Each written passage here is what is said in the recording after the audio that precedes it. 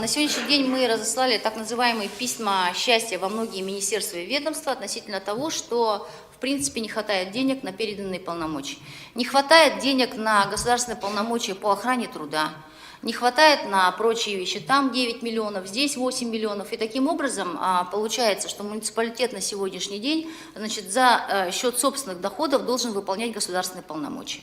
В этой связи, Альберт Никандрович, прошу депутатов нас в этой работе поддержать, потому что собственных доходов города Якутска увеличение пойдет только за счет неналоговых, это отдельная тема для разговора, но по переданным государственным полномочиям наша с вами позиция должна быть единой. Следующее. Мы с вами говорим о выпадающих доходах местного бюджета на 2020 год. Это связано в связи с понижением ставки на УСН. Да, это очень хорошая мера, которая принята правительством республики и Государственным собранием ЛТУМН, и она здорово поддержит предпринимателей, субъекты малого и среднего бизнеса.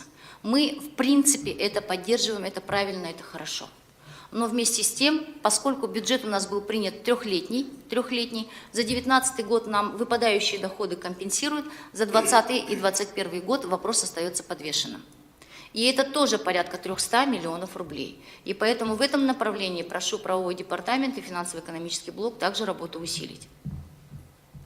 Вот эти вот три момента должны, собственно, то недофинансирование, которое на сегодняшний день мы имеем, значит, неким образом подправить. Ну и плюс, повторюсь, следующий крупный блок вопросов – это повышение неналоговых доходов.